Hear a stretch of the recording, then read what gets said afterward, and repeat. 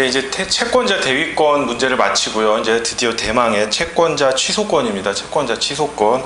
원래 채권자 대위권을 2회차에 마치고 3회차부터 채권자 취소권을 하려고 했는데요. 채권자 대위권이 워낙 중요하고 또 문제도 많아가지고 잠깐 3회차 1시간 정도를 할애했습니다. 바로 채권자 취소권으로 들어가겠습니다. 제가 이 문제 앞에다가 기본 내용 해가지고 채권자 취소권에 대해서 간략하게 요약해 놨는데요. 단순히 민법 내용만이 아니라 민법, 민사소송법, 민사집행법까지 요약을 해놨으니까 그 부분 중심으로 해서 반드시 숙지를 해주시고요. 문제 바로 시작하겠습니다. 채권자 취소권 제1문입니다. 갑은 2008년 5월 1일 을에게 1억 원을 변제기 2009년 4월 30일 이자 연 20%로 약정하여 대여해 주었고, 을은 위 대여금으로 베이커리를 임차 보증금 없이 월 차임 100만원, 권리금 1억 원에 인수하여 운영하기로 하였다. 그러나 을은 변제기에 위 대여금을 전액 변제하지 못하였고, 위 대여금에 대한 2009년 7월 31일까지 이자 및 지연 손해금만을 갑에게 지급하였다. 이렇게 돼 있죠. 을은 위 베이커리의 운영이 어려워져 권리금조차 회수할 수 없게 되자 갑에 대한 대여금 채무를 면탈할 의도로 사회행위를 하는 거죠. 2009년 7월 1일 자신의 동생인 병과 통정하여 허위로 병에게 자신의 유일한 재산인 아파트를 7천만 원에 매도하는 내용의 매매계약을 체결하고 같은 날 병 명의로 소유권 이전 등기를 격려하였다. 그 후 병은 같은 해 9월 9일 자신의 친구인 정에게 위 아파트를 매도하고 같은 날 정 명의로 소유권 이전 등기를 격려해 주었다. 여기 이전 등기 접수번호 나와 있습니다. 한편 갑은 위 대여금 채권의 변제기가 지난 후 2009년 5월 8일 위 대여금 채권을 피보존 권리로 하여 위 아파트를 가압류하였는데, 같은 해 8월 8일 을이 병에게 위와 같이 위 아파트를 양도한 사실을 알게 되어 을의 재산 상태를 조사한 결과 같은 해 9월 20일 을에게는 위 아파트 이외에는 아무런 재산이 없음을 알게 되었다. 이에 갑은 2010년 8월 11일 을과 병 사이의 매매 행위가 사해 행위라고 주장하면서 이를 전제로 하여 1번 을을 상대로 대여금 1억 원 및 이에 대한 연 20%의 약정이자 및 지연 손해금의 지급을 구하고, 2번 을과 병을 상대로 을과 병이 체결한 2009년 7월 1일자 매매계약의 취소를, 병과 정을 상대로 병과 정이 체결한 2009년 9월 9일자 매매계약의 취소를 각각 구하는 한편, 3. 병과 정은 을에게 위 아파트에 관하여 마쳐진 위 각 소유권 이전 등기의 말소 등기 절차를 이행하라는 소를 제기하였다. 상당히 사례가 복잡합니다. 여러분 시험장에 가면 빨리 풀어야겠다, 시간은 없다, 촉박한 생각에 문제 대충 읽고 자기 나름대로 정리를 해버려요. 이건 이런 문제일 거야 라고 해서 문제를 잘못 풀면 찍찍 다시 긋고 또는 답안지를 다시 받아가지고 써야 되는데 그게 더 시간 낭비거든요. 처음에 문제를 받으면 정확히 이해할 때까지 2번, 3번 정독을 하셔야 돼요. 물론 저도 잘 못했는데 정독을 하셔서 문제를 정확히 이해한 다음에 쓰는 거 자체는 어렵지 않거든요. 한번 줄기를 잡으면. 자, 그래서 일단 문제를 보시면요. 갑은 을에게 1억 원을 대여해 줬죠. 그러니까 1억 원 받을 게 있어요.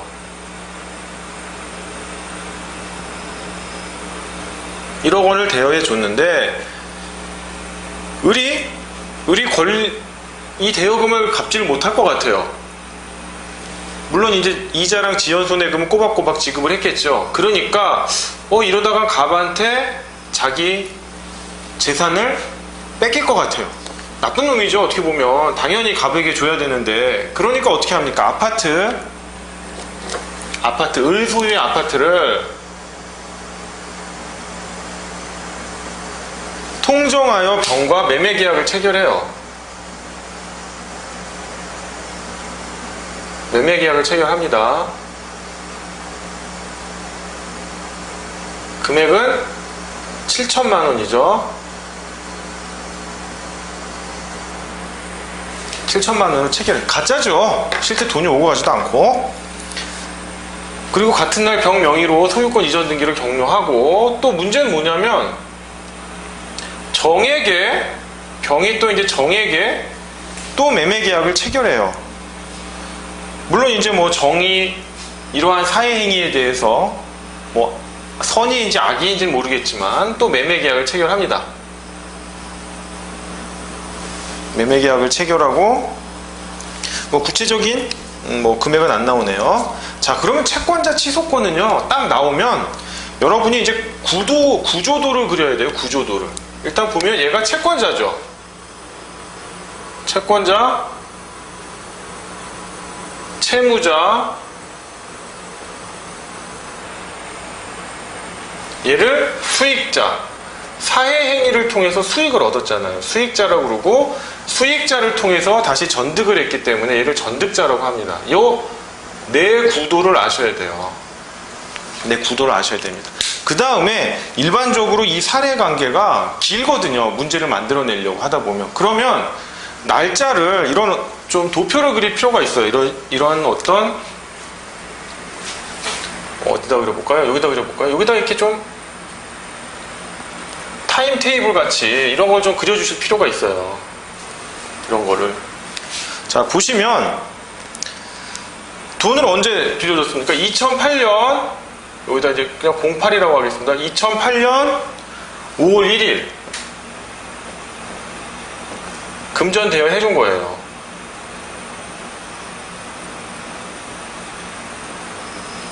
금전 대여를 해줬단 말이에요. 2009년 변제기가 2009년 4월 30일이죠.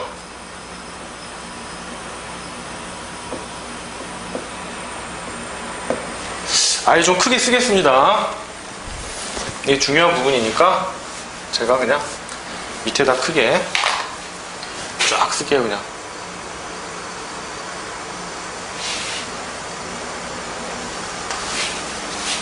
자, 2008년 5월 1일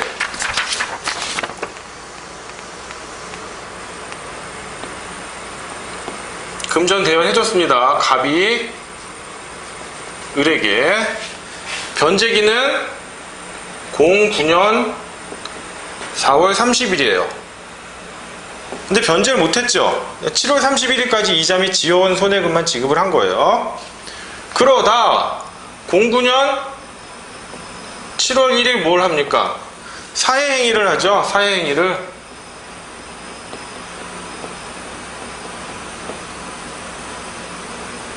자, 이때 대여는 갑과 을 사이에 일어났고, 사회행위, 통정허위 표시에 기한 매매를 하죠. 을과 병 사이에 일어났단 말이에요. 그리고 언제? 09년 9월 9일날 다시 또 매매 계약을 해요. 이거는 뭐 정의, 선의인지 악의인지 알 수 없으니까 그냥 일단 이렇게 써놓겠습니다. 여기서는 병과 정의하는 거죠. 요 정을 좀 옮겨 놓을게요.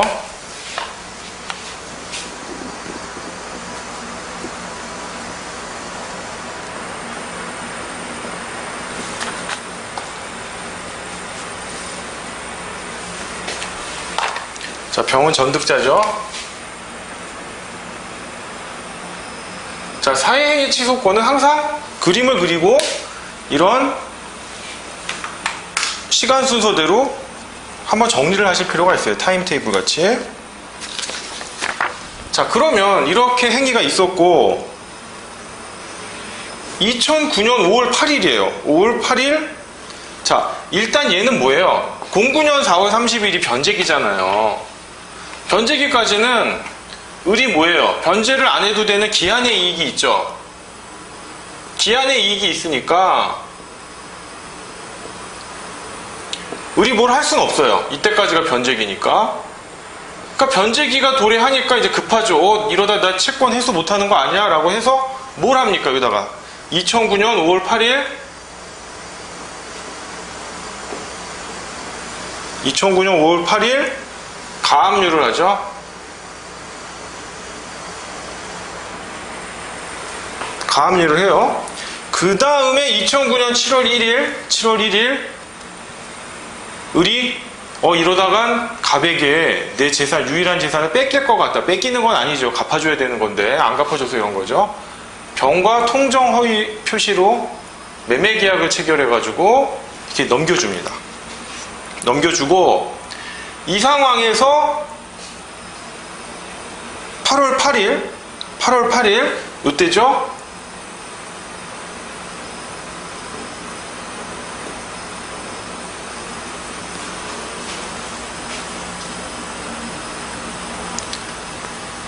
자기는 이제 가압류를 했으니까, 아파트에 가압류를 했으니까 어느 정도 안심하고 있었는데, 이런 식으로 사회행위를 했다는 사실을 알게 돼가지고 8월 8일 재산 상태를 조사해요.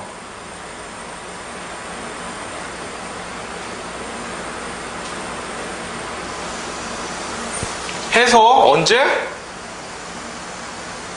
09년 9월 20일 을이 무자력한 사람, 아무 재산이 없다는 것을 알게 돼요. 무자력 인식해요.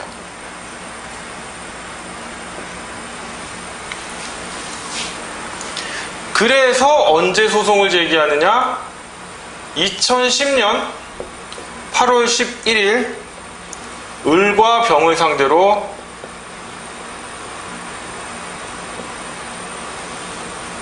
그 다음에 전까지 아주 이거 청구 취지 쓰기 복잡하죠. 이래서 사회행위 취소 소송은 시험에 내기가 참 좋습니다. 청구 취지를 물어볼 수도 있고 이런 전반적인 구도를 제대로 파악하고 있느냐, 요 사이에 또 여러 가지 문제들이 있거든요. 근데 사회행위 취소, 또 채권자 취소권을 내기가 어려울 수도 있는 부분이, 만약에 가액배상을 한단 말이에요. 가액배상을 할 때 원상회복이 불가능하면 가액배상을 하지 않습니까? 이 경우 금액을 써야 되기 때문에 채점하기가 좀 곤란해요. 그래서 채권자 취소권은 참 내기 좋은 문제이기도 하면서, 또 한편으로는 내면은 채점하기는 골치 아프다. 그렇다고 해서 안 나오는 건 아니에요. 왜냐하면 객관식에서 내기가 좋고 사례형도 내기가 좋고요. 기록형이 조금 채점하기가 곤란하긴 하지만, 여러분 문제에서 제한사항이 있잖아요. 뭐 가액배상으로 쓰지 말라고 한다든가 원상회복만 쓰도록 한다든가 하면은 얼마든지 제한사항을 둬가지고 그 채점의 편리성을 도모할 수 있기 때문에, 여러분이 이거는 뭐 채권자 취소권은 중요하긴 한데 시험으로 내긴 적합하지 않아 라고 스스로 예단해서 중요하지 않다라고 생각하시면 안 됩니다. 채권자 취소권은 정말 중요합니다. 자, 하여간 이렇게 소송을 제기한 거예요. 그럼 1번 문제 한번 보겠습니다. 갑의 을병정에 대한 각 소송 중 부적법한 부분을 골라 그 근거를 기술하시오 그랬거든요. 보면은 일단 첫 번째, 을을 상대로 대여금, 여기 문제를 보시면 1번, 을을 상대로 대여금 1억 원 및 이에 대한 연 20%의 약정이자 및 지연손해금의 지급을 구한다. 이건 가능할까요? 안 가능할까요? 가능합니다. 왜냐하면 갑과 을은 뭐예요? 채권자 취소권을 행사하는 것과 별도로 소비대차 계약에 의한 금전대여 관계가 있잖아요. 그러니까 이걸 청구하는 거예요. 이걸 청구하는 게 뭐가 잘못된 거냐. 물론 사회행위 취소 소송을 제기해서 병합해가지고, 또는 병합해서 갑이 을에 대한 소비대차 계약에 의한 금전반환 청구를 하는 거는 아무 상관이 없습니다. 따라서 1번 청구는 유효해요. 그 다음에 2번에서 좀 문제되는 게, 을과 병을 상대로 을과 병이 체결한 2009년 7월 2일자 매매계약의 취소를 구하는 거, 요 취소를 구하는 게 있었고요. 그 다음에 병과 정을 상대로 병과 정이 체결한 2009년 9월 9일자 매매계약의 취소를 구하는 소송이 있는데,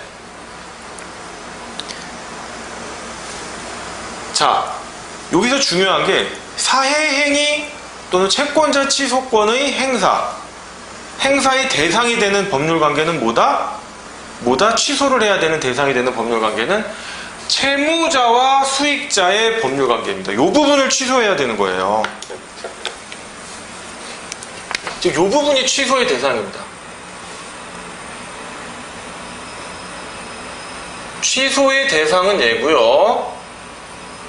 피고 적격은, 소송을 제기할 때 피고 적격은 수익자, 전득자에게 있어요. 물론 수익자, 전득자를 다 피고로 하는 건 아니고, 여기까지만 있으면 수익자를 상대로 하는 거고, 전득자까지 있으면 수익자, 전득자를 해야 되는데, 다 해도 되고, 둘 다 해도 되고, 한 사람만 해도 무방합니다. 무방하는데, 일반적으로 다 해야겠죠. 그래야 원상회복 또는 가액배상을 구할 수 있기 때문에 한 번에 일거에 해결하는 게 편하잖아요. 그래서 수익자 또는 전득자에게 피고 적격이 있습니다. 그럼 시험 문제 나오는 건 뭐냐? 얘다 얘. 채무자한테는 피고 적격이 없어요.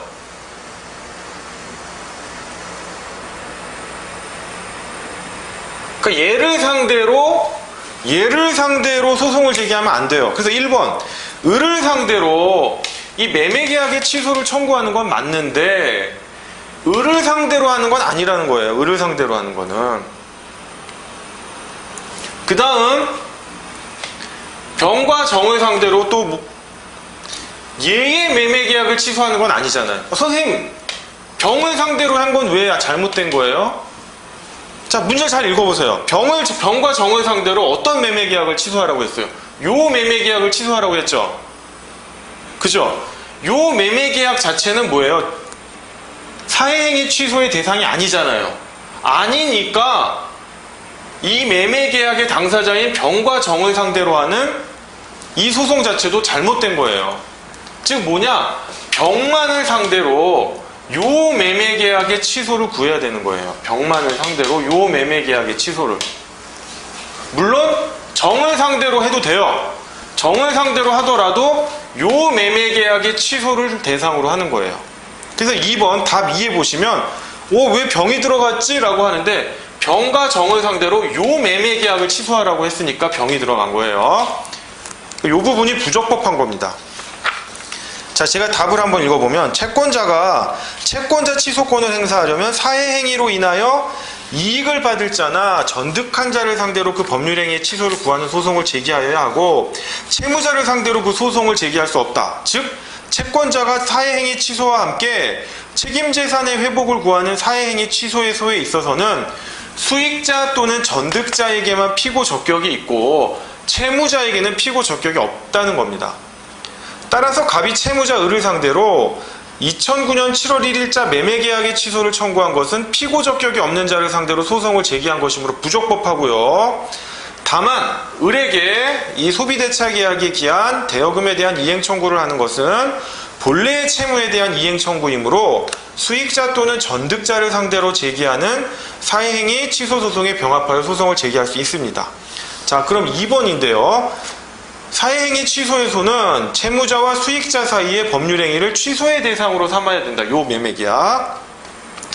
따라서 피고가 전득자일 경우에도 취소의 대상은 채무자와 수익자 사이의 법률행위이고 만약 그와 달리 수익자와 전득자 사이의 법률행위를 취소의 대상으로 하였다면 소의 이익이 없어 부적법 각하해야 된다. 자, 아까 1번은 뭐였어요? 피고 적격이 없는 자를 상대로 한 거고 이거는 뭡니까? 취소의 대상이 아닌 거를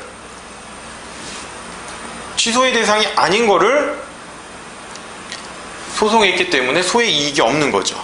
자, 그럼 다시 답으로 들어와서 다만 사안에서 사회행위 취소의 대상인 채무자 을과 수익자 병의 법률행위가 통정허위 표시에 해당하므로 자, 이게 통정허위 표시에 해당하죠. 문제에서 그렇게 주어졌으니까. 그러면 아니 통정허위 표시의 법률 효과는 무효인데 애초에 무효인데 이게 사회행위 취소 대상이 됩니까?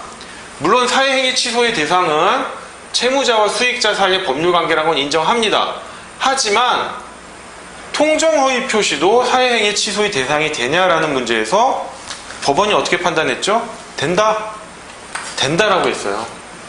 통정허위 표시라도 여기가 통정허위 표시라도 사회행위 취소의 대상이 된다. 오케이? 자, 그래서 문제 1-2번으로 넘어가겠습니다.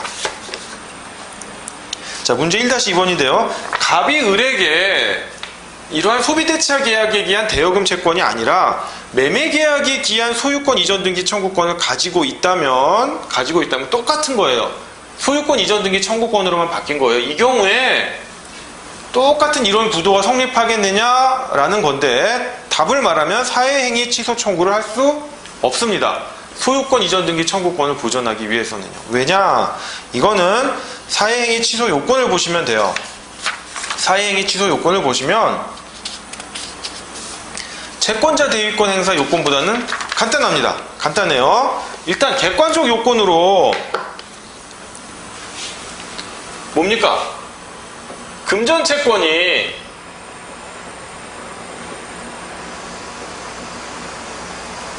보이시나 모르겠네요. 좀 바꿀까요? 장소를.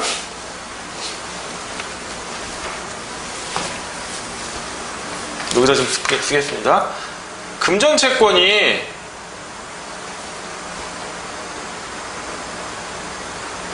사회행위 이전에 발생해야 돼요. 사회행위 이전에.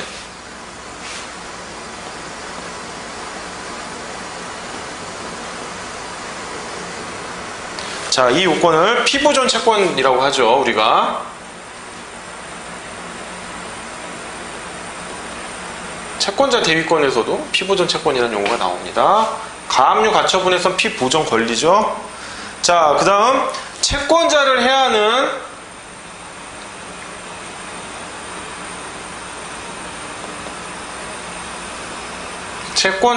하는 재산권을 목적으로 하는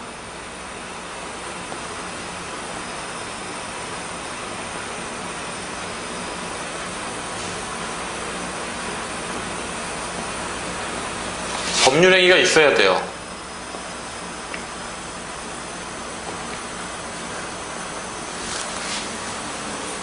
이걸 이제 사회행위라고 하죠. 여러분 이 요건은 암기하고 계셔야 돼요. 그냥 제가 채권자 대위권의 행사 요건 막 5개 줄줄줄 외우잖아요. 그렇게 여러분들도 나와야 됩니다. 답안지에 그냥 기계적으로 쓰셔야 돼요. 그 다음 채무자 및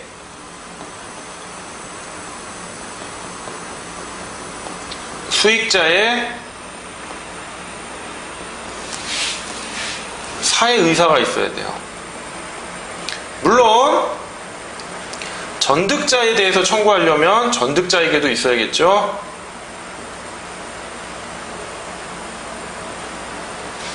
일반적으로 이렇게 세 가지 요건이 있는데 자, 이제 피보존 채권, 사회행위, 사회의사가 있어야 됩니다. 이렇게 세 가지 요건이 있어야 되는데 1번하고 2번은 우리가 객관적 요건이라고 해요. 그죠? 그 다음에 3번을 주관적 요건이라고 합니다.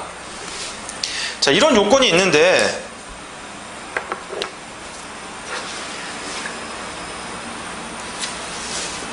피보존 채권이 뭐라고 딱 써놨어요. 금전 채권이라고 해놨잖아요. 금전 채권이라고. 채권자 취소권은 채권자 대위권과 달리 특정 채권을 보존하기 위해서 할 수가 없습니다. 할 수가 없어요. 물론 이제 특정 채권이라 하더라도 제가 여기 답에다 써놨지만 세 가지 요건이 있습니다. 사회행위 당시에 이미 채권 성립의 기초가 되는 법률관계가 발생되어 있고 가까운 장래에 그 법률관계에 기하여 채권이 성립되리라는 점에 대한 고도의 개연성이 있으며 실제로 가까운 장래에 그 개연성이 현실화되어 채권이 성립된 경우에는 그러한 경우에는 그 채권도 채권자 취소권의 피보존 채권이 될 수 있다라고 되어 있어요. 특정 채권이라 하더라도 이 세 가지 요건에 해당되면 근데 실제로 인정이 잘 안 돼요.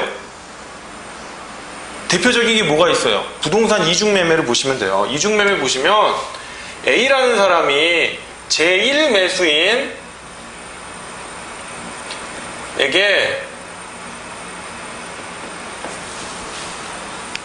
제1매수인에게 부동산을 이전해주겠다, 매매계약을 통해서 이전해주겠다라고 계약금과 중도금까지 받았어요. 중도금까지 받으면 계약금 단계에서는 언제든지 계약 해제가 가능하잖아요.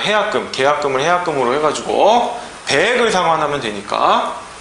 그런데 얘가 C라고 하는 제2 매수인에게 또다시 매매계약을 체결하고 소유권 이전 등기를 격려해줘 버려요. 그러면 B 입장에서는 계약금하고 중도금 돌려받으면 해피한 거죠. 근데 뭐가 문제가 돼요? 실은 그 과정에서 얘는 B는 왜 그런 거예요? 돈만 받으면 문제가 끝나는 게 아니라 이 부동산을 갖고 싶은 거예요. 그럼 왜 부동산을 갖고 싶을까요? 뭐 부동산 컬렉터예요? 부동산 수집하는 재미가 있어요? 그게 아니라 그 시점에 부동산이 올랐기 때문이에요. 1억 원을 주고 매매 계약을 체결했는데 부동산이 시가가 이 땅이라고 쳐요. 시가가 앙등해가지고 2억 원이 된 거예요.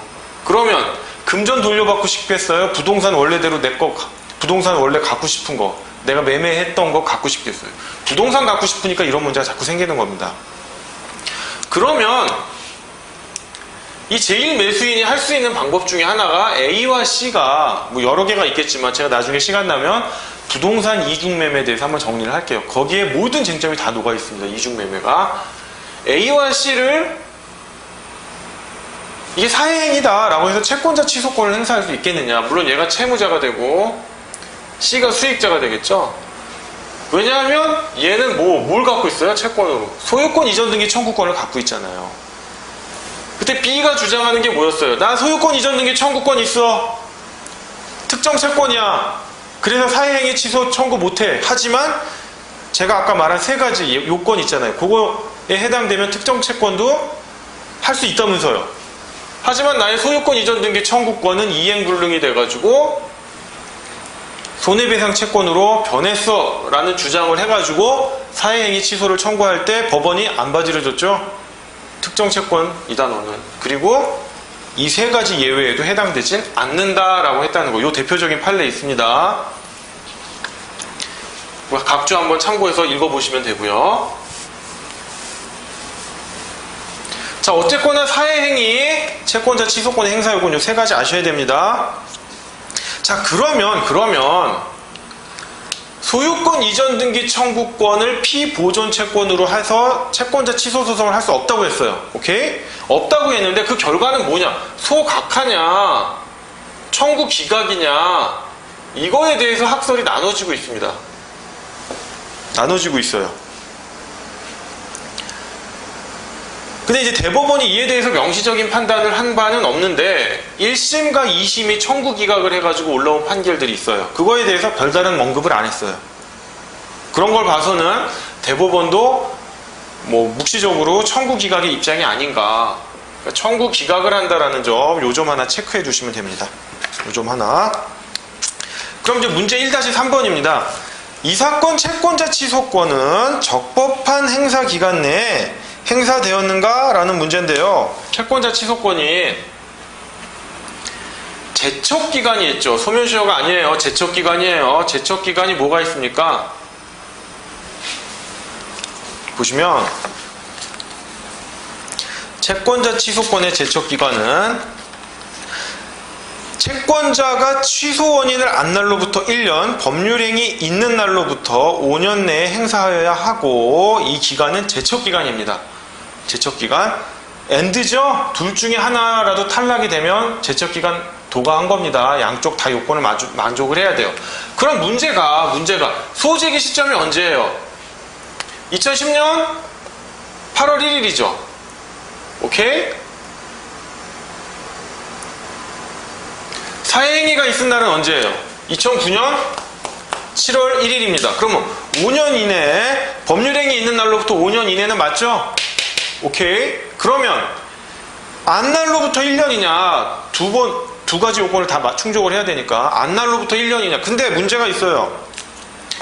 요 시점으로 보면 무자력을 인식한 요 시점으로 보면 당연히 뭡니까? 1년 이내겠죠. 2010년 9월 20일 이전에만 하면 되니까. 근데 갑이 뭘 했어요? 변제기가 도래하고 나서 내 채권을 보존하기 위해서 가압류라고 하는 보존 처분을 했단 말이에요. 그러니까 이 시점이 혹시 인식한 시점 아니냐? 이 시점이 인식한 시점이면 어떻게 돼요? 2010년 5월 8일 이내에 해야 되니까 제척기간을 도과했잖아요. 그런데 이에 대해서 자, 답을 보겠습니다.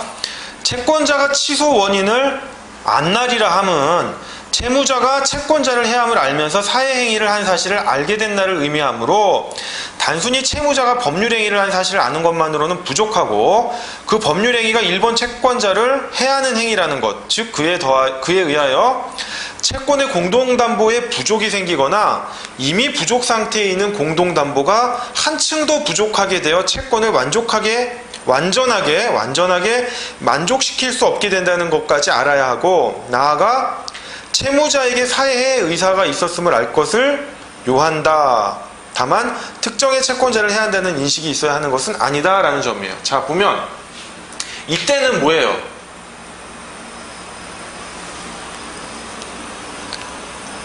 단순히 물론 사해행위 이전이긴 하지만 의리 재산이 충분하게 있는지 없는지 여부를 알 수가 없잖아요. 그죠?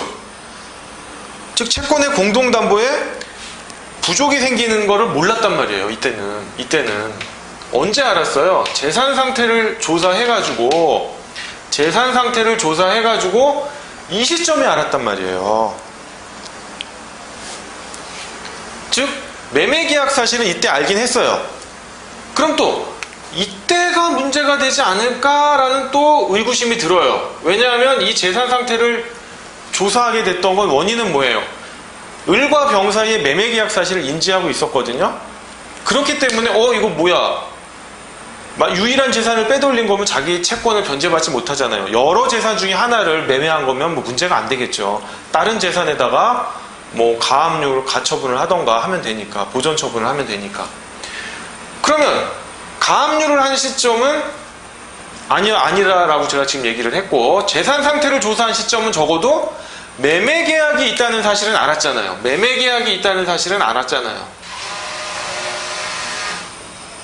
매매계약은 인식했단 말이에요. 통정허위 표시긴 하지만.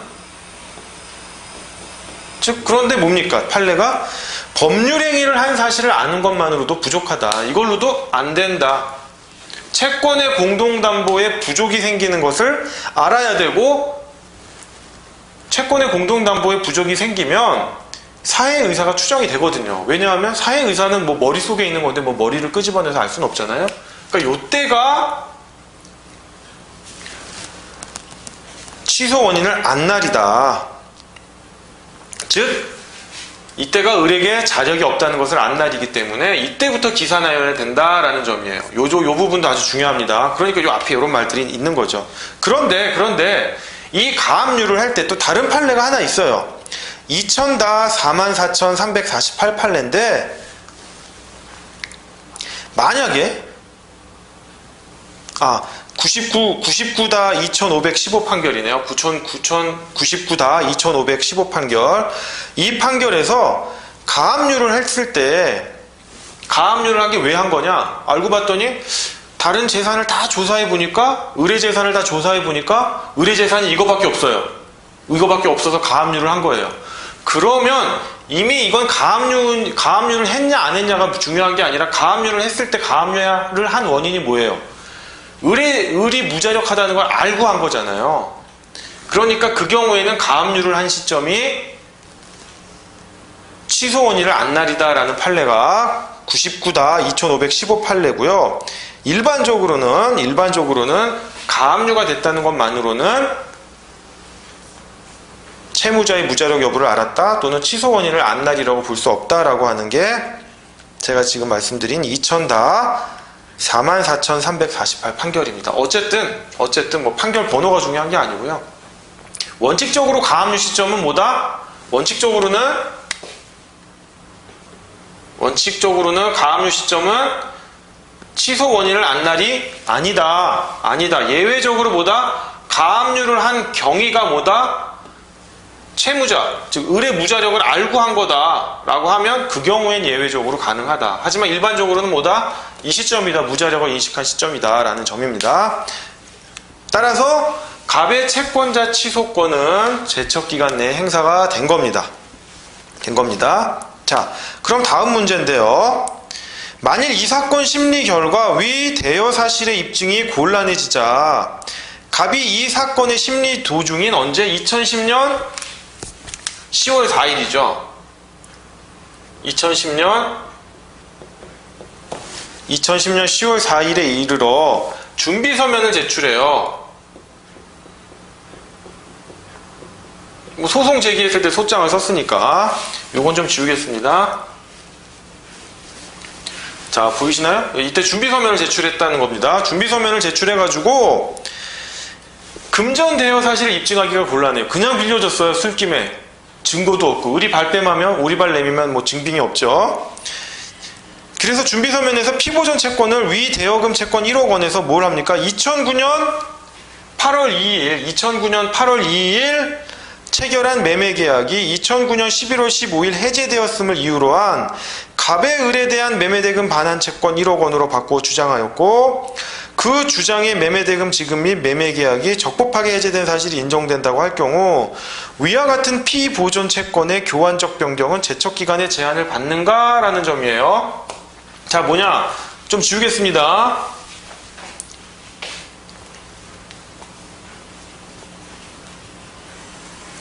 뭐냐 하면 금전대여 사실을 입증하기가 곤란해요. 피보전 채권으로 입증하기가 곤란한 거예요. 갑은 정말 떳떳하고 돈을 빌려줬는데. 그래서 청구의 교환적 변경을 합니다. 어떻게 변경을 하느냐? 2009년 8월 2일, 그러니까 요 시점이죠. 09년 8월 2일 뭐 매매계약을 체결했대요. 뭔진 모르겠지만 매매계약 체결했고,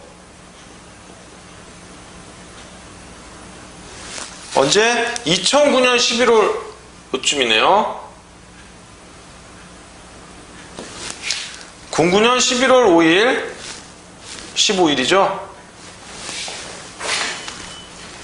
2009년 11월 15일 위 매매계약이 해제됐으니까 뭐 합니까? 매매대금 반환 채권이 생긴 거죠.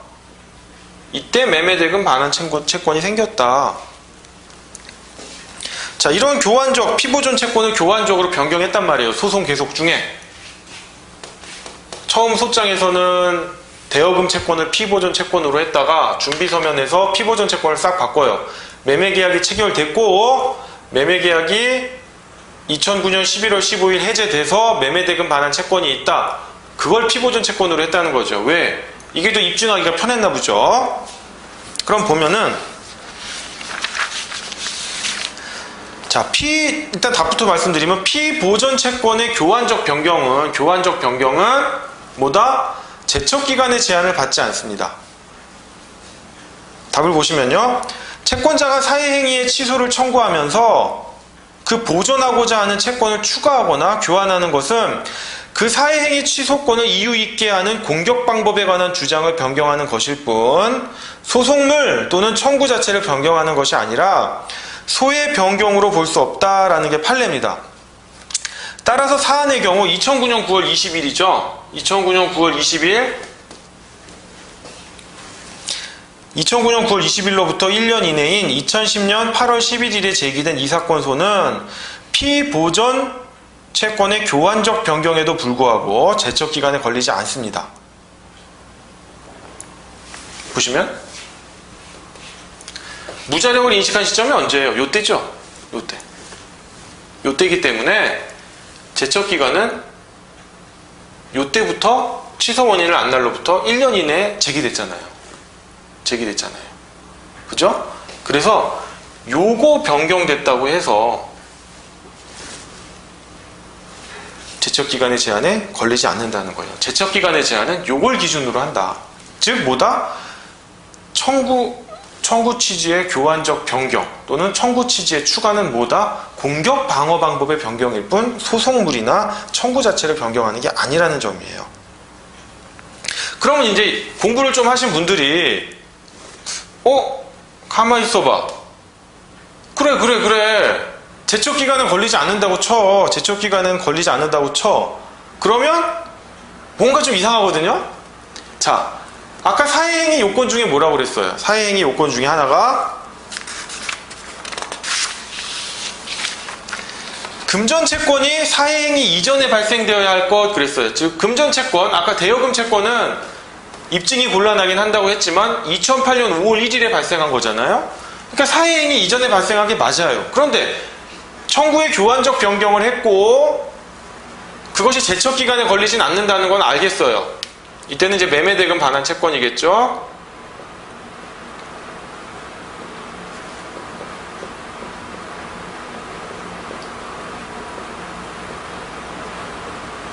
오케이? 이거는 언제 생긴 거예요?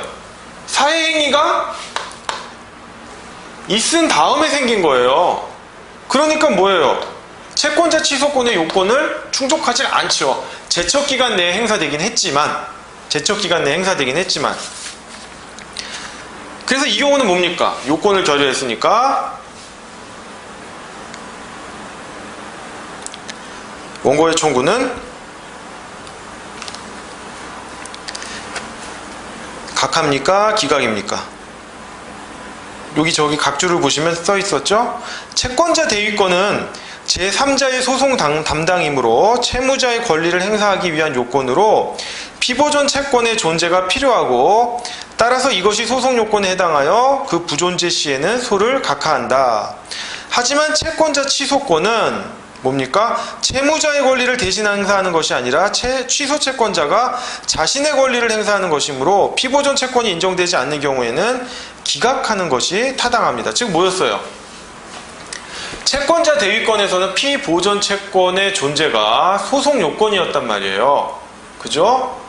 그러니까 소송 요건, 즉 당사자 적격이었고 소송 요건이기 때문에 왜 당사자 적격이냐? 채권자 대위권의 법적 성질을 뭘로 봤어요? 채권자 대위권에. 채권자 취소권 말고 대위권입니다.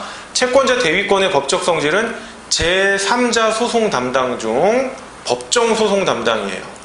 그러니까 피보존 채권이 존재하는 게 뭡니까? 당사자 적격에 해당돼요. 당사자 적격은 소송 요건이죠. 그러니까 그걸 결여하면 부적법 각하를 하게 돼요. 그런데 채권자 취소권은 뭐다? 제3자 소송 담당이 아니에요. 그냥 채권자에 걸린 거예요. 채권자 취소권은. 따라서 피보존 채권이 없다는 건 소각하 사유가 아니라 뭡니까? 청구 기각 사유입니다. 청구 기각 사유. 채권자 대위권의 행사 요건이에요. 피보존 채권의 존재는. 이 부분 중요합니다. 바로 그 부분의 문제가 바로 문제 1-3에 아이고 잘 안 넘어가네요. 문제 1-3에 양가로 3번 문제겠죠?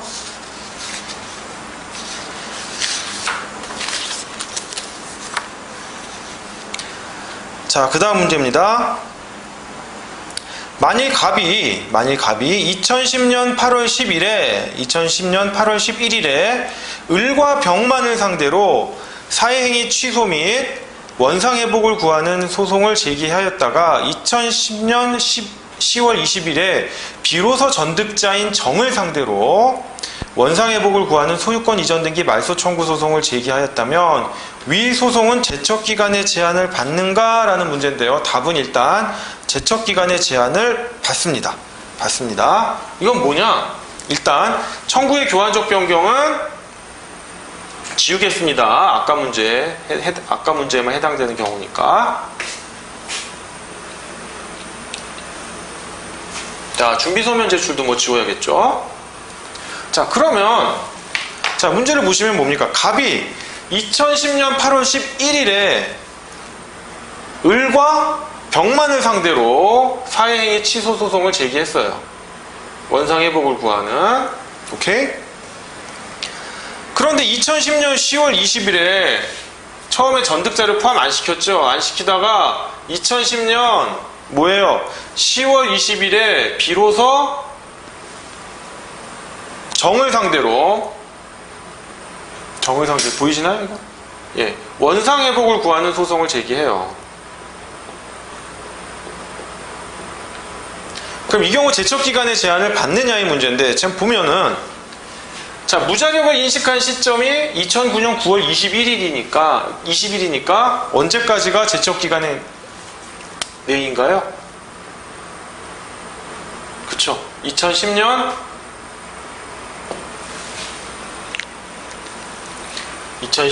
9월 20일까지가 해당되겠죠. 그죠?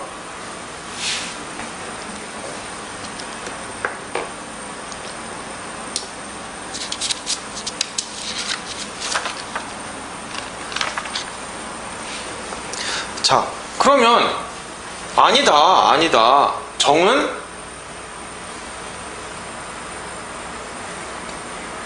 을과 병을 상대로 제기한 채권자 취소 소송이 제척기간 내에 제기됐으니까 정에 대한 거는 아무 문제가 없지 않느냐라고 볼 수 있어요. 그런 견해도 있을 수 있어요. 하지만 답을 보시면 제가 답을 한번 읽겠습니다. 채권자가 수익자를 상대로, 요 사안에서 병이겠죠? 채권자가 수익자를 상대로 사회행위 취소를 구하는 소를 이미 제기하여 채무자와 수익자 사이의 법률행위를 취소하는 내용의 판결을 선고받아 확정되었더라도 그 판결의 효력은 그 소송의 당사자가 아닌 전득자에게는 미치지 않는다. 그러므로 채권자가 그 소송과는 별도로 전득자에 대하여 채권자 취소권을 행사하여 원상회복을 구하기 위해서는 제척기간 내에 전득자에 대한 관계에 있어서 채무자와 수익자 사이의 사회행위를 취소하는 청구를 하여야 한다. 요건데요. 무슨 말이냐? 자, 을과 병을 상대로 해가지고 이 사회행위, 이 매매계약이 사회행위에 해당된다라고 통정허위 표시이긴 하지만 통정허위 표시도 사회행위 취소 대상이 된다고 했죠. 이 매매계약이 사회행위 취소 대상이다라고 해가지고 취소를 했어요. 오케이. 그러면 이 판결의 기판력은 정에게 미칩니까? 안 미칩니까? 안 미치죠. 정은 뭐예요?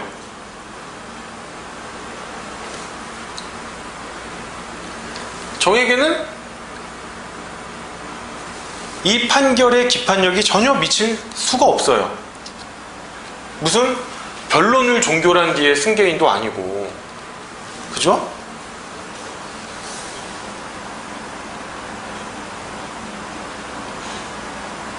그렇기 때문에 전득자가, 만약에 목적물이 지금 아파트가 병에게 있다가 전득자인 정에게 갔잖아요. 그러면 이 전득자가 선의인지 악의인지 뭐 그거는 불문하더라도 어쨌든 원상회복을 시키든지 가액배상을 시키려면 이 전득자를 상대로도 사회행위 취소 소송을 제기해야 돼요. 물론 을과 병의 매매계약을 취소한다라고 해서 다만 그 대상은 정을 상대로 을과 병의 매매계약을 취소하는 사회행위 취소 청구 소송을 제기해가지고 정에게 원상회복을 시키거나 또는 뭐 또 가액배상을 시키거나 그런 둘 중에 한 방법을 시켜야 됩니다. 오케이? 그래서 아무리 을과 병에 대한 소송이 제척기간 내에 제기됐다 하더라도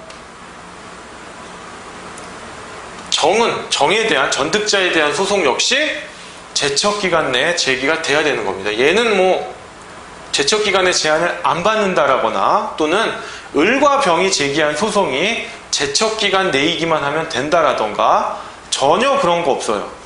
정은 별도로 제척기간을 따지거나 하는 게 아니라 애초에 이 사회행위를 인식한 시점, 취소 원인을 안 날로부터 1년 이내에 또는 법률행위 있은 날로부터 5년 이내에 정에 대해서도 사회행위 취소 소송이 제기되어야 합니다. 그거는 예외가 없어요. 수익자가 됐든 전득자가 됐든. 심지어 이 판결을 보시면 그렇죠. 수익자에게 제척기간 내에 소송이 제기돼가지고 확정 판결까지 받았어요. 그래도 전득자는 위 소송의 당사자가 아니기 때문에 기판력이 미치지 않습니다.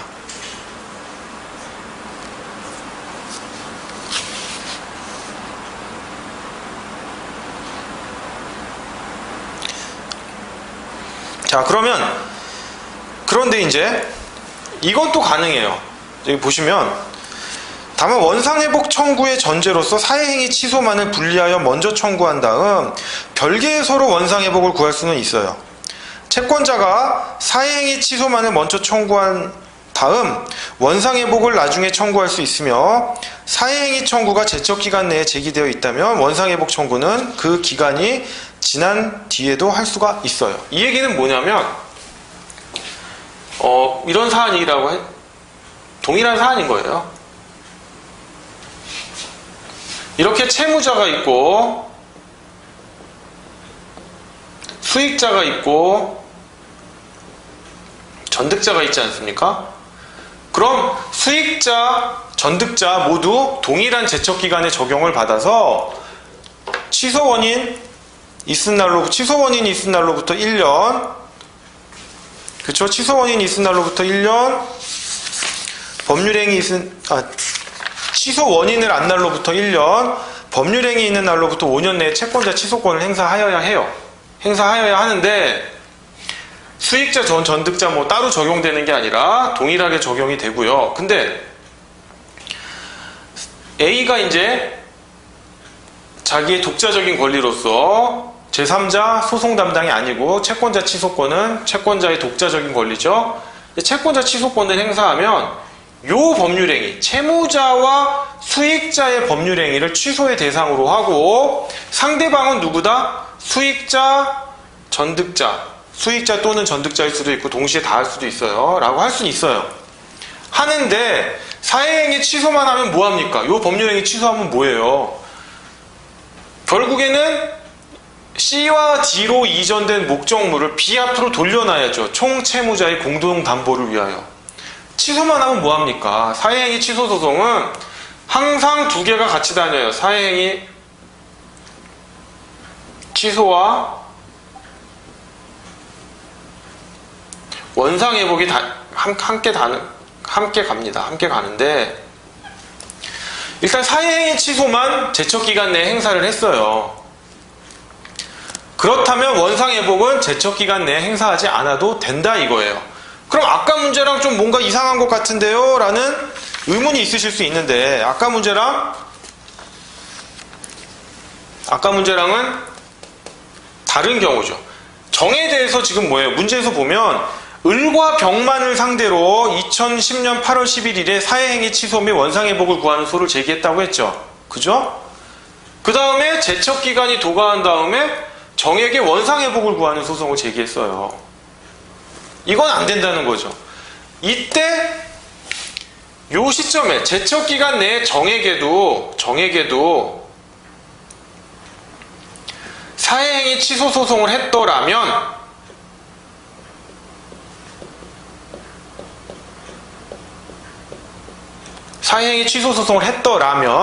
원상회복 청구는 제척기간을 도과해서 했더라도 문제가 없어요. 그런데 문제는 뭐예요? 정에게 사회행위 취소 소송을 제척기간 내에 제기했어요? 안 했어요? 제기조차 안 했단 말이에요. 제기조차 안 하니까 이 원상회복 청구는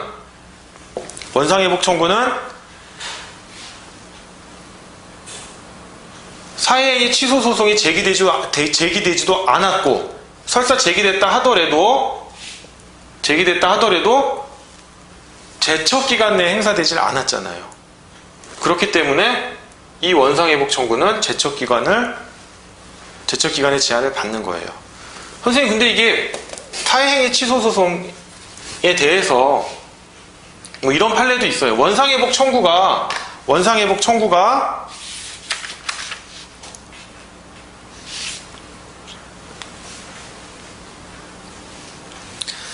여기 답안에도 보시면 이 원상회복 청구만 했지만 원상회복 청구가 내용을 보니까 사회행위 취소도 주장하고 있어. 사회행위 취소도 주장하고 있어 라고 본다면 설사 소송을 원상회복 청구라고 그렇게 제목을 썼다 하더라도 사회행위 취소 소송으로 봐줘요. 봐주는데 얘의 문제는 뭐예요? 원상회복 청구를 했다고 했잖아요. 2010년 10월 20일 날 원상회복 청구를 했고 설사 이거를 사회행위 취소 소송을 같이 청구한 걸로 본다 하더라도 그 주장 속에 사회행위 취소가 포함되어 있어서 사회행위 취소 청구를 한 걸로 본다 하더라도, 즉 동시에 청구된 걸로 본다 하더라도 뭡니까? 제척기간을 벗어났다는 거예요. 오케이? 그러니까 이 원상회복 청구에 사회행위 취소 주장이 포함되어 있어서 사회행위 취소 청구 해소가 제기된 걸로 본다 하더라도 제척기간을 도과해서 제기했기 때문에 안 된다는 거예요. 얘가 살아날 수 있는 길은 뭐다? 이 원상회복 청구가 사회행위 취소 청구가 포함되어 있어서 사회행위 취소로 볼 수 있던 말던, 설사 볼 수 없어서 원상회복 청구만 한 거다라고 원상회복 청구만 한 거다 라고 보더라도 얘가 살아날 수 있는 길은 뭐예요? 요 제척기간 내에 정액에도 사회행위 취소 청구를 했다면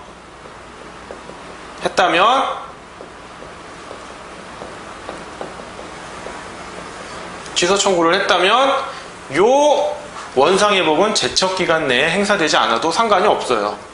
그게 핵심인 거예요.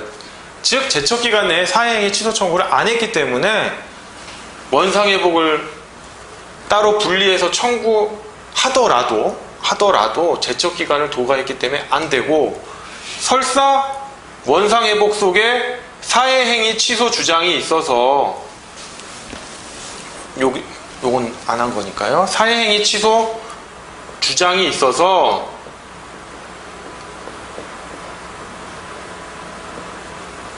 사회행위를 취소한 사회행위 취소 소송으로 볼 수 있다 하더라도 제척기간을 도과했기 때문에 안 된다는 거예요. 결론적으로 안 된다. 그러면 이 경우 뭐냐?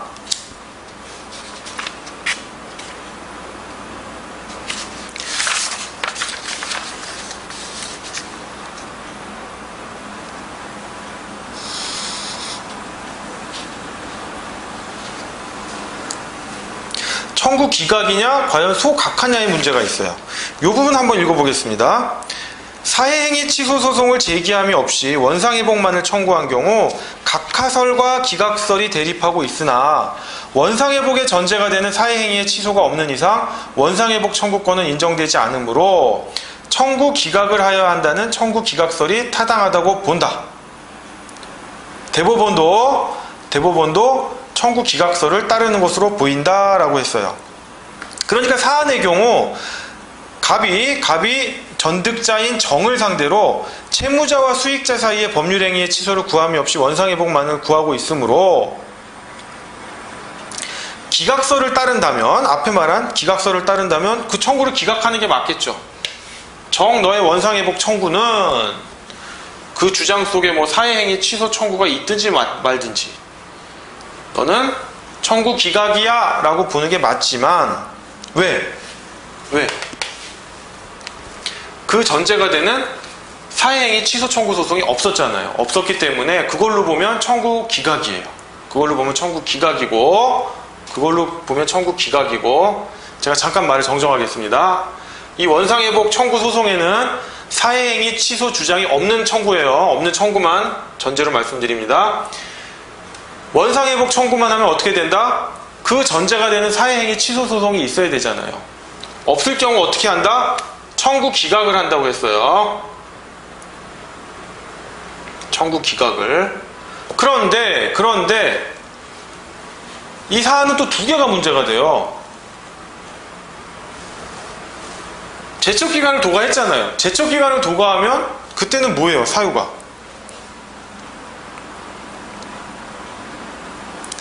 제척기간을 도과한 경우에는 부적법 각하거든요.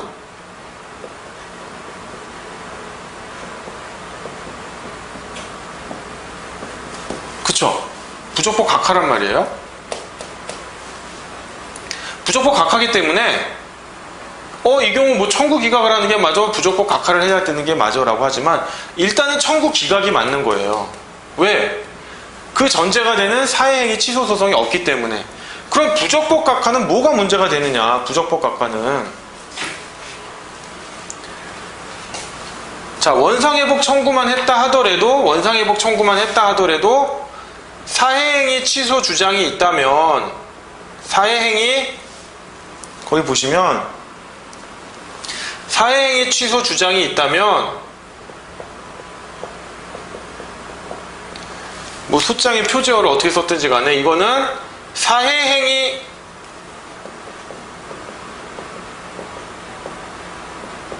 취소 소송으로 봐야 된다는 입장이잖아요. 그죠? 그죠? 그래서 사해행위 취소 주장이 포함되어 있다. 그러면 이거는 표제어에도 불구하고 사해행위 취소 소송으로 본다. 그런데 사해행위 취소 소송이 뭐다? 제척기간을 도과했다. 이 경우에는 부적법 각하해야 된다 이거죠. 부적법 각하해야 된다. 그런데 사해행위 취소 주장이 없다라고 보면 원상회복 청구만 있다. 원상회복만 주장한다라고 보면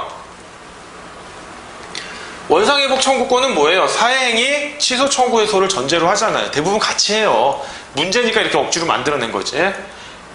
그 전제가 되는 사해행위 취소 소송이 없으니까 이 경우에는 청구 기각을 해야 된다. 이런 입장입니다. 오케이. 근데 여기서 질문은 뭡니까? 제척기간 제한을 받는다 안 받는다 요 문제니까 제척기간의 제한을 받는다라고 써주시면 돼요. 자, 그럼 이제 여러분들이 좀 궁금하게 여기시는 게 수익자와 전득자 사이에 선의 악의 여부에 따라서 원물 반환, 원상회복으로서 원물 반환이냐 가액 배상이냐라는 문제가 나옵니다. 보시면요.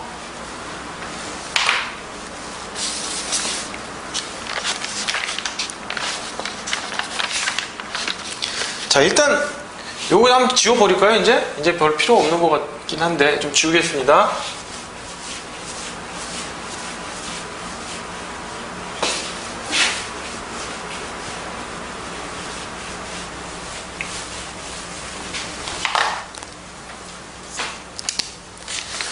자, 일단 채권자 취소권은 뭐예요? 채무자와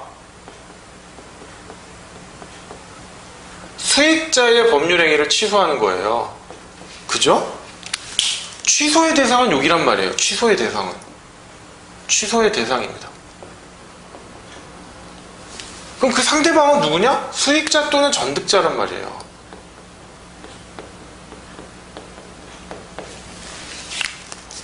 이 두 사람을 객체로 한단 말이에요. 객체예요.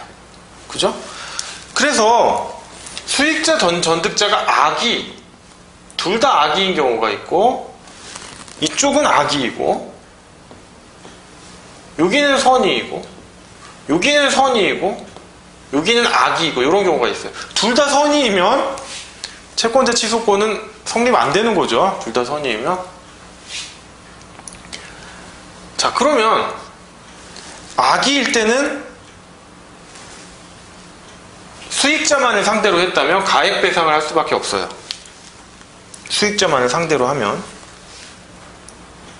가액 배상이에요. 왜냐하면 목적물이 전득자한테 넘어가 있으니까. 전득자까지도 피고를 하면 이때는 이제 원물 반환을 할 수가 있는 거예요. 원물 반환. 오케이? 물론 이제 이렇게 넘겨올 수도 있고 진정명의 회복을 위한 소유권 이전 등기를 할 수도 있어요. 그러면 악이니까 여기도 마찬가지로 가액 배상밖에 안 돼요. 목적물이 넘어갔으니까. 선의의 경우는 뭡니까? 뭐 예외적으로 원물 반환이 가능하죠.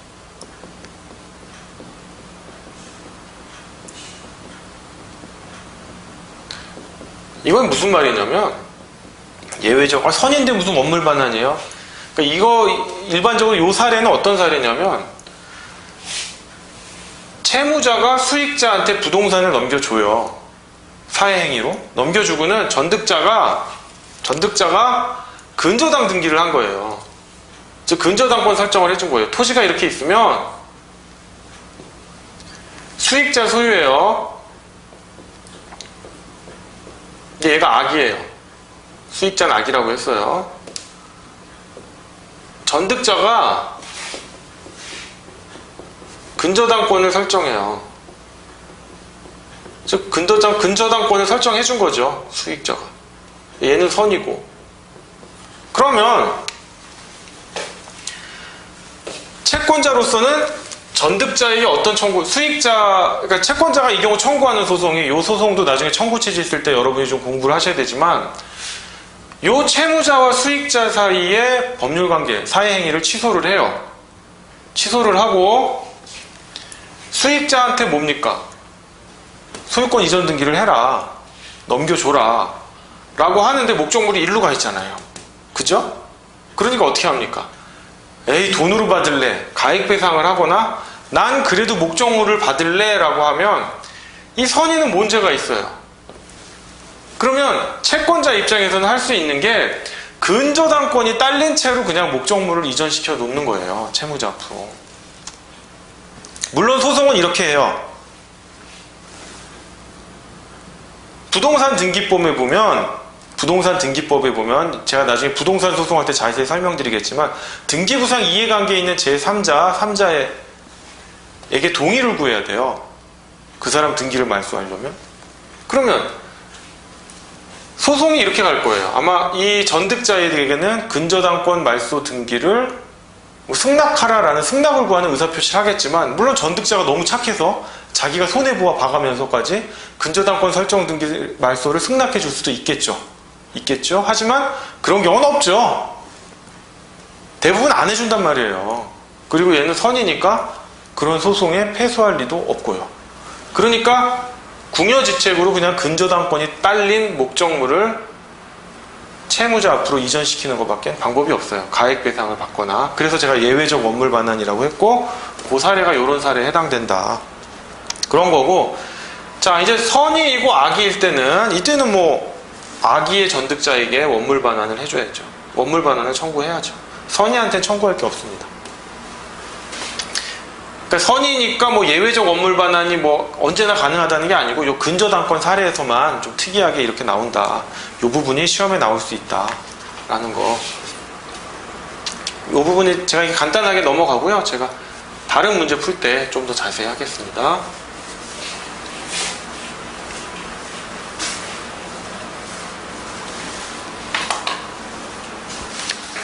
자, 그럼 마지막 문제인데요. 이 사안에서 병과 정이 모두 악의이고 사실관계가 모두 인정된다고 가정할 경우 갑의 을병정에 대한 청구의 인용 여부에 대하여 그 결론을 기술하시오 이겁니다. 그 결론을 기술하시오. 그러면 자, 처음 문제로 돌아와서 자, 을에게는 일단 을에 대한 청구를 한번 보죠. 을에 대한 청구. 을에 대한 청구를 보면 을에게 뭘 청구했어요? 대여금 1억 원 및 이에 대한 연 20%의 약정이자 및 지연손해금 지급을 청구했죠. 오케이. 이 소송은 가능해요. 금전, 대여금, 반환 청구는 오케이. 그죠? 그 다음 을과 병을 상대로 이 매매계약의 취소를 구했죠. 그런데 채권자 취소권의 대상인 건 맞아요. 사회행위 취소의 대상인 건 요 채무자와 수익자의 법률관계, 법률행위인 건 맞지만 그 상대방은 누구다? 수익자를 대상으로 해야 되기 때문에 을에 대한 매매계약의 취소는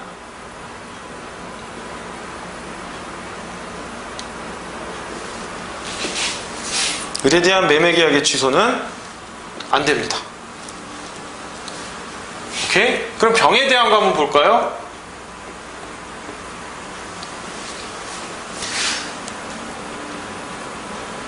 자, 요거는 되겠죠.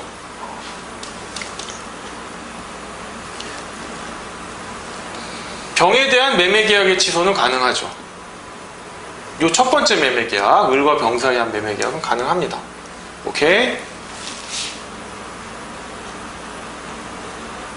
그 다음 뭘 또 청구했어요? 소유권 이전 등기의 말소 등기 절차를 이행하라고 했죠? 요것도 오케이예요.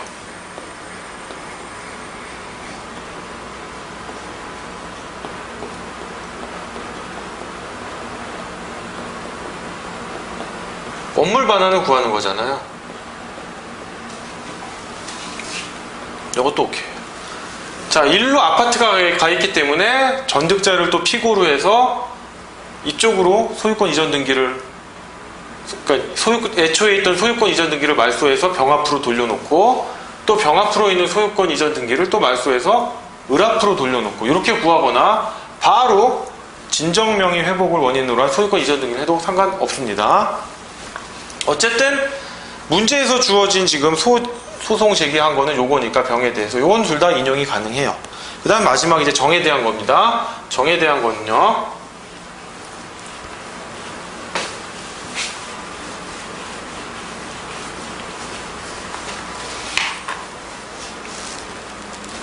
정에 대한 게 조금 까다로운데, 정에 대해서는 뭘 청구했어요? 병과 정 사이의 매매계약의 취소를 구했단 말이에요. 병과 정 사이의 매매계약의 취소. 이 부분은 안 되죠.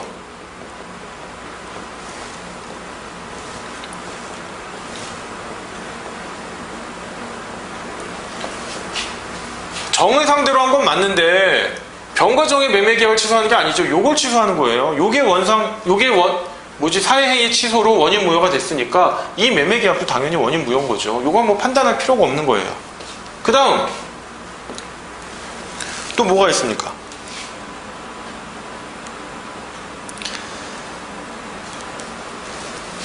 자, 소유권 이전 등기 말소를 구했죠?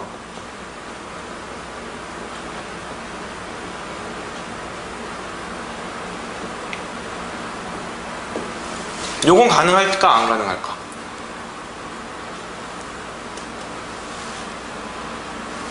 요거는 원상회복, 즉 원물 반환을 구하는 건데, 정에게 구하려면 뭐예요?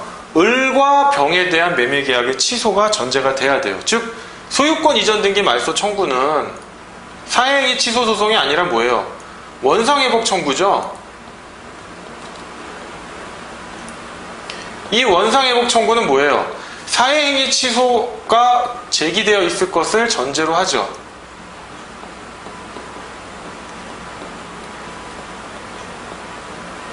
그죠? 근데 을과 병 사이에 매매계약 취소를 구하는 소송이 제기되어 있습니까? 없죠. 없단 말이에요. 선생님 저기 문제를 좀 잘 보세요. 이번에 보시면 을과 병이 체결한 2009년 7월 1일자 매매계약의 취소를 구하는 소송이 있잖아요. 있네요. 그러면 전제가 되는 사회행위 취소가 전제되어 있는 거 아니에요? 라고 볼 수 있지만, 동글뱅이 2번을 자세히 보세요. 문제에서 을과 병을 상대로 했단 말이에요. 여기 만약에 을과 병과 정을 상대로라고 했다면, 을과 병과 정을 상대로 했다면 동글뱅이 3번 동그라미에 정에게 소유권 이전 등기 말소 청구를 구하는 이 소송이 타당해요. 하지만 뭐예요? 문제에서 을과 병의 매매계약을 취소하는 사회행위 취소 소송을 정을 상대로 제기했다는 말이 여기 하나도 없어요. 정은 단지 뭐예요? 병과 정의 매매계약을 취소하라는 요 엉뚱한 소송에만 상대방으로 되어 있을 뿐이에요. 그러니까 안 된다. 원상회복 자체 청구를 구하는 건 맞는데 너 왜 사회행위 취소를 구하지 않았느냐, 이걸 전제로 하니까.